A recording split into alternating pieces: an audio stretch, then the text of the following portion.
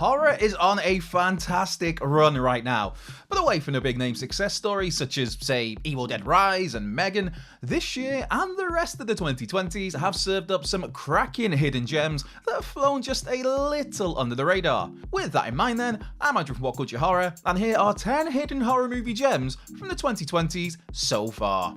Honorary mention, The Amusement Park. Finished in 1973, The Amusement Park gets an honorary mention here due to it not being officially released until 2021. Fascinatingly, this is a movie from the iconic George A. Romero, which remained lost for over 45 years.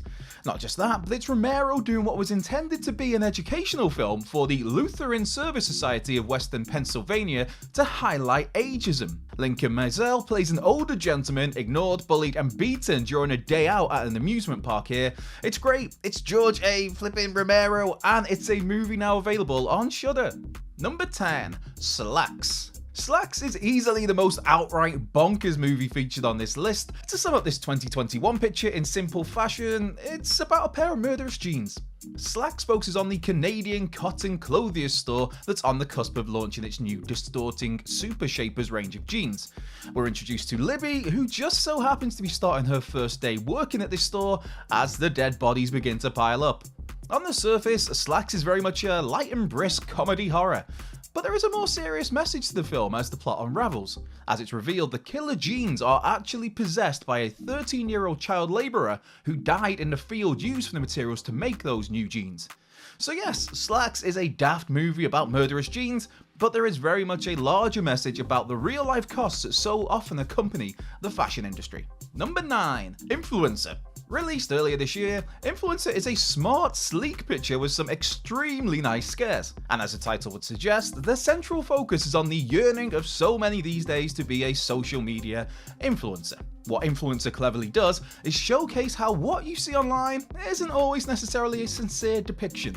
In this instance, Emily Tennant's Madison is seemingly living a dream life, vacationing in Thailand, staying at a stunning resort, being paid a bunch of money by sponsors, and forever bringing smiles and positivity to each of her social media posts. Of course, once she turns her phone camera off though, Madison is alone, bored, miserable, and stuck in a hotel room overseas as she misses her boyfriend. That's where CW comes into the equation, befriending Madison and helping to bring some spark to her Thailand stay. The only problem is, CW doesn't necessarily have the best of intentions. Given how recently Influencer was released, it would be unfair to divulge any further details, but safe to say, this is a film that should absolutely be on your radar.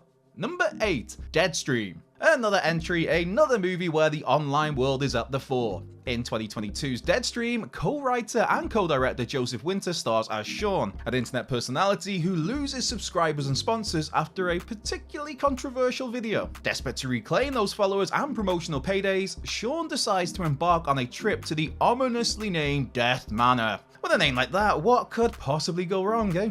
While spending the night live streaming in a haunted house is itself a chilling prospect, making things worse for Sean is that a big sponsorship deal will be pulled completely if he leaves the house or if he doesn't explore every nook and cranny of this property. And the pot gets even more stirred up when one of his fans, Chrissy, turns up at this spooky old house. As Sean, Winter does bring some humour and almost slapstick to the table, yet Deadstream manages to drum up proper naughty little scares with its utilisation of found footage, an extremely smart move in how such an approach immerses the audience directly into what's being experienced by Sean. Found footage movies so often have a habit of being a bit, well, naff, but Deadstream bucks his trend and delivers something genuinely terrifying. Number 7, La Llorona.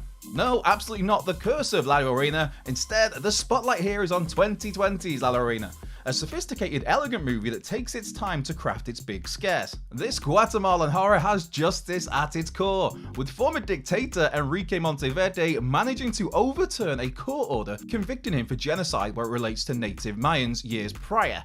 While this corrupt dictator managed to have the decision overruled by the High Court, that doesn't mean justice won't be served in other ghostly, terrifying ways. Llorona may not be one for the gorehounds, but the way the film builds its tension really makes those spine-tingling moments of vengeance worth the wait. Subtlety is the key for this less is more fright fest. Number 6. The Power. Set in 1974 at an extremely atmospheric hospital, The Power is a delicate, deliberate supernatural picture headlined by a brilliant Rose Williams. Williams plays Val, a young woman who starts a new job at London's Royal Infirmary. Unfortunately for Val, her positivity and eagerness is actually punished as she's forced to work night shifts which take place at the very same time as scheduled blackouts, making this creepy hospital even creepier. While The Power is a spooky, unsettling film, just as haunting is the larger message of the sexism and elitism of the time period. Despite Val doing nothing wrong, she's berated and beaten down merely for being a woman and working class, something which is sadly still scarily prevalent in certain sections of modern society. The Power is a thoughtful, beautifully crafted movie,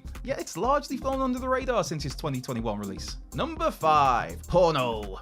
With a healthy dose of humour and heart, Porno takes place in the early 90s in a quiet Christian town where nothing and no ever happens. That is, until a group of young cinema workers discover an old film reel and curiosity takes over. Oh, not real? There's an old pornographic movie, which upon being watched, releases a succubus, aka a sex demon. Upon consuming the forbidden fruit that is this XXX rated feature, our group find themselves fighting their own adolescent urges in a film that absolutely brings some brilliant gooey gore once things really get going. Porno doesn't redesign the wheel, but it's a fun popcorn horror. Sure, it may be a little silly at times, but that's kind of to be expected for a picture where a sex demon is unleashed upon a movie theatre. Number 4. The Stylist. The basic concept of Jill Kvargzian's The Stylist revolves around hairstylist Claire and her penchant for scalping those whose lives she's jealous of. Though while Najara Townsend's Claire is a cold clinical killer, she's also shown to be an extremely timid, vulnerable, troubled character.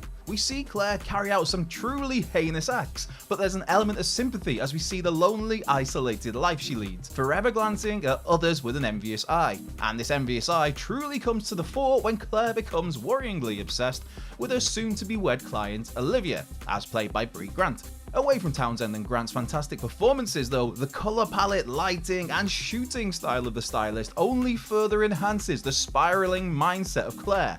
And this is a picture that's also never afraid to let its moments breathe in silence. The Stylist, man, very much a class act. Number 3. Lucky. Sticking with Brie Grant, she's also wowed in Lucky in recent years. Arriving in 2021, Grant not only starred in Lucky, but she also wrote this Natasha Kamani-helmed film, which implements the same sort of Groundhog Day style seen in Happy Death Day, only without the humour. With Brie Grant playing self-help author May, she finds herself stalked by a masked man every single night. Even when May kills this eerie figure, he returns the very next night to again torment her in an inescapable circle of trauma. Clearly, Lucky has an overarching message about the physical and mental abuse some women find themselves experiencing at the hands of men. And with the bulk of the heavy lifting here on her shoulders, Brie Grant is fantastic in one of the most underappreciated horror films in recent memory.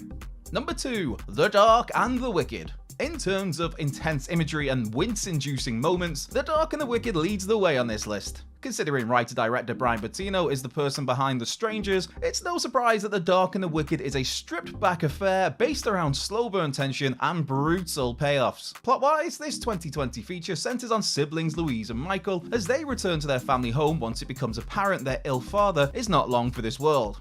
What follows is a terrifying supernatural tale laced with themes of guilt and distant families, in addition to some gnarly demonic activity. Sadly, the global pandemic robbed The Dark and the Wicked of a widespread theatrical release, forcing it to quietly limp out onto various streaming platforms. Number 1. Superhost. Any chance to give some love to Brandon Christensen's Superhost is a chance that will always be taken, for this is one of the great horror offerings of the decade so far. It's so simple, so minimalist, but yet so engaging and effective. Landing on Shudder in late 2021, Superhost is largely a three-pronged offering based around travel vloggers Claire and Teddy, and their host Rebecca. For Sarah Canning and Osric Chow's social media engagement-driven couple, they venture to various vacation spots for review purposes and to to bring in those likes and subscribes. When Claire and Teddy land at Rebecca's lavish remote property, they soon realise that their quirky host is someone whose unique personality would surely prove to be an online hit. The problem is, Rebecca, played by a phenomenal Gracie Gillam,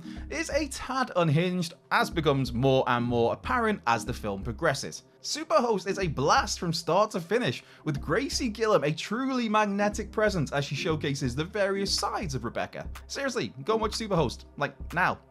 So that's our 10 hidden horror movie gems from the 2020s so far. Be sure to like, subscribe, comment, share, turn those notification bells on, and come and give us a follow on Twitter or X at What Culture Horror. While you're there, you can find myself at Culture Left Peg. Most importantly, be sure to have the best possible day. I've been Andrew Pollard from What Culture Horror, and I'll catch you down the road.